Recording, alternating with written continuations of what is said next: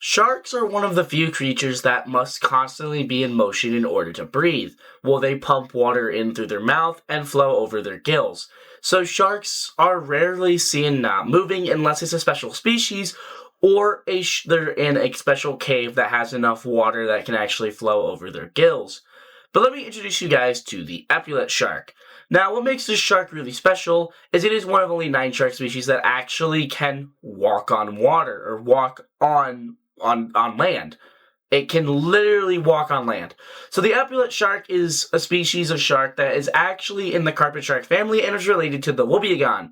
The wobbegong is one of the coolest sharks out there, has one of the coolest camouflages ever, and of course the epaulette shark also has a very unique camouflage that allows it to hunt for prey and to hide from larger sharks. But epaulette sharks, like I stated, can walk on land, and scientists have said this is one of the coolest and craziest things known to humans. So why they actually walk on land and how can they survive doing it? Well, one thing that they do is they slow down their heart rate and they actually slow down the blood flow to other parts of the shark's body and increase the blood flow to the brain. So they are quite literally turning off parts of their body, keeping their heart pumping, keeping blood pumping to the brain but not to other places.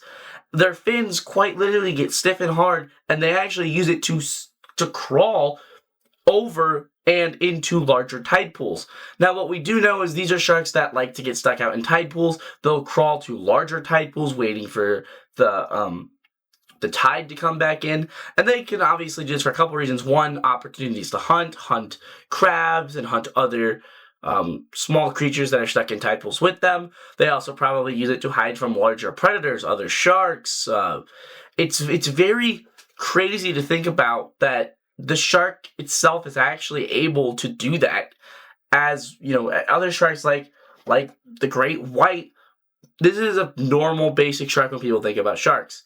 And the fact that it has to constantly be in motion, where something like an epaulette shark is able to literally crawl over rocks and into other tide pools. It is quite fascinating.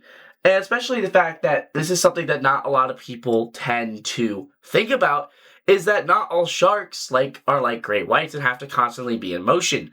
Epaulette sharks are probably one of the coolest and greatest hunters we have in the ocean, just because of the ability to change where they are whenever they want to be. Now, I don't think that they can do this over a long period of time. I understand that the longest